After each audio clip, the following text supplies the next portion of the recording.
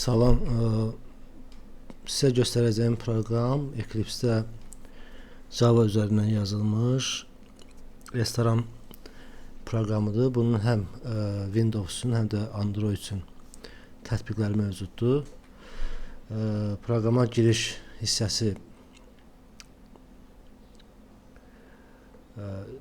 belədir. Burada həm ofisiantın, həm və yaxud da ki, administratorun şifrəsi tələb olunur.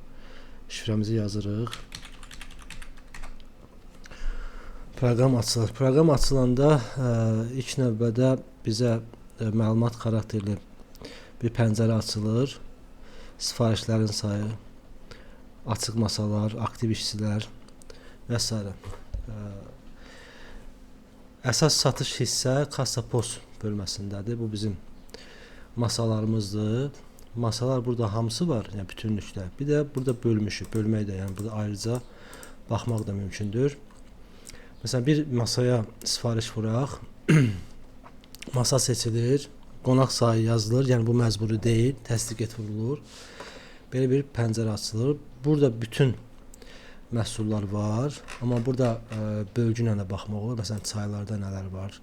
Məsələn, kofe fincan vururam, qəbələ halvası vururam, kebablardan vururam. Çolpa, setka, ciyəri quyruq, qazan yeməklərindən kotlet, kükü və s. Və burada sifariş et düyməsi vurulur. Sifariş et düyməsi vurulan kimi məhsullar, yəni vurulan yeməklər, belə deyək, özünə uyğun printerlərdən çap olunur. Məsələn, deyək ki, pomidor yumurta mətbəxə aidsə, mətbəxdə çap olunur. Məsələn, ciyər quyruq manqala aidsə, manqalın printerdə dəbis çap olunur. Burada administrator hər hansı bir masaya ikram da verə bilir. Deyək ki, məsələn, mən bu kofeni ikram edirəm və bu bizdə hesabatda hesablanmır. Sifariş et vurdum, qəbzlər çıxdı və geri qayıdıram. Burada bizdə həmin masanın rəngi sarı olur. Masanın üzərində müştəri nə vaxtdan oturub, yəni neçə dəqiqə oturub onu göstərir. Hansı ofisianta və ya hansı istifadəçiyə aiddirsə onu göstərir. Ofisiantlar bir-birinin stollarına daxil ola bilmirlər. Amma administrator bütün stollara daxil ola bilir. Burada deyək ki, məsələn, bisetka 1 hesabı istəyir. Hesab deyək, mən bunu endirim faizi də endirimdə verə bilirəm. Həm də üstünə servis haqqı da hesablaya bilirəm. Məsələn, deyək ki, 5% buna servis haqqı hesablayıram. Məbləğ avtomatik olur 42 manat. Hesab vurdum.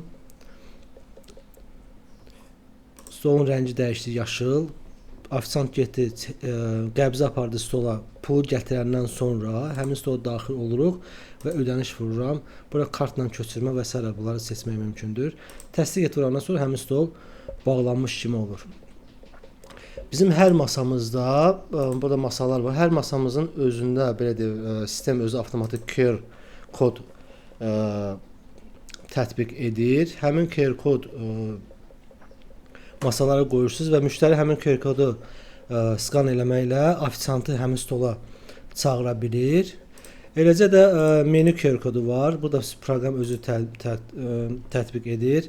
Müştəri QR menüsü. Burada yenə də müştəri həmin stolda QR kodu vurmaqla sizin menyularınıza baxa bilirlər. Burada yeməklərdə isə özünüz yaradırsınız, əlavə edirsiniz, yeni yeməklər və s. və s. Hesabatlar bölməsində. Burada mən kassa bağlamasını sizə göstərim. Bunları stollarımızı bağlayaq ilk növbədə. Açıq stollarımız qalmasın. Açıq stollarımız qalmasın. Məsələn, bu stolu da bağlayaq, hesab, ödəniş. Açıq stollar qalmadı və kassanı bağlayıram. Kassanı bağladım. Bəli, və qəbz çap olacaq. Burada gəlib düşür hesabatlarda, satış sənədlərində məbləğə düşür. Məsələn, bu qəbzli satılanlar bunlardır. Bunu çap da eləmək mümkündür. Eləcə də hesabatlarda satış hesabatı var. Məsələn, bugünkü tarixə baxaq, yenilə cəmi olub 331 manat, ikram 1 manat, sənəd sayı 5. Məhsul üzrə baxmaq olur həmin hesabata, eləcə də kateqoriya üzrə burada seçib baxmaq olur.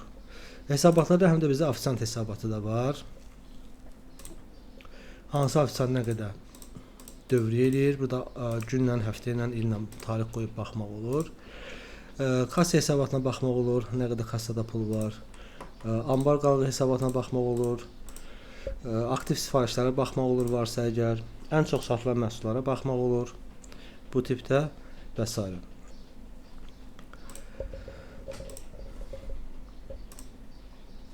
Və qeyd edim ki, bu proqramın mobil tətbiqi də mövcuddur. Həm sahibkar üçün, həm də ki, ofisiantlar üçün.